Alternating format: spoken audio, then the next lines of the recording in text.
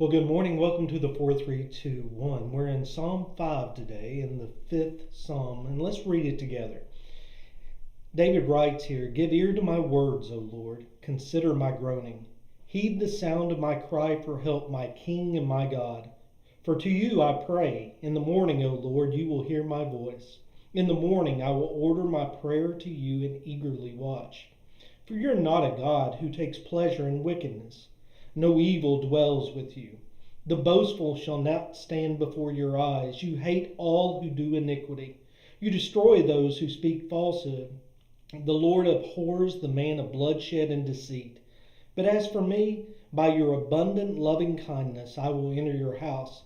At your holy temple I will bow in reverence for you. O Lord, lead me in your righteousness because of my foes. Make your way straight before me. There is nothing reliable in what they say. Their inward part is destruction itself. Their throat is an open grave. They flatter with their tongue. Hold them guilty, O God. By their own devices let them fall. In the multitude of their transgressions thrust them out, for they are rebellious against you. But let all who take refuge in you be glad. Let them ever sing for joy, and may you shelter them, that those who love your name may exalt you.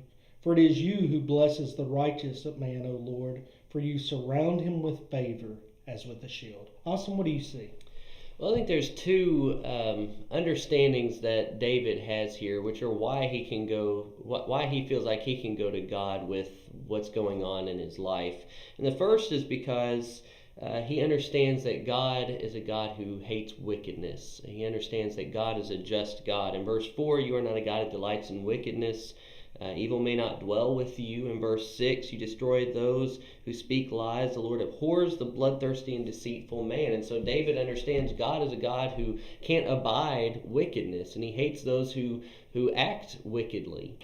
But at the same time, God is also a God who is loving and just, and the justifier, and the one who can be a protection for those who are righteous, as the end of the psalm says. Verse 11, let all who take refuge in you rejoice, and let them ever sing for joy. Spread your protection over them. Bless the righteous. O Lord, you cover him with favor as with a shield.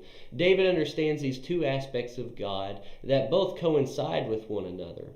And I just want to encourage us to think about that as well. We need to understand those two aspects of God. We don't need to focus on one over the other. We need to understand both things about God.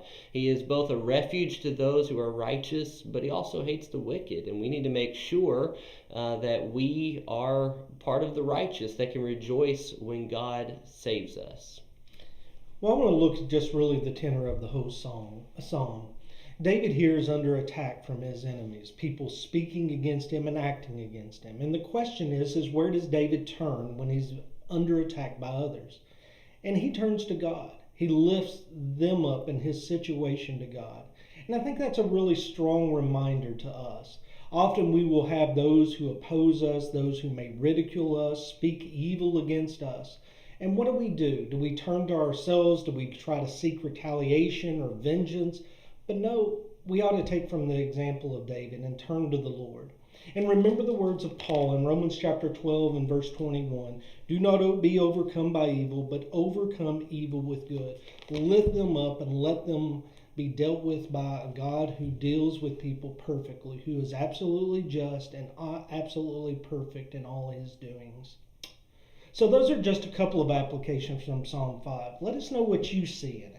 If there's something that stands out to you, we would love to hear from you. Please put them in the comments below. If you're in the Louisville, Kentucky area, I hope you'll come visit with us here at Douglas Hills. And thank you for joining us today with the 4321.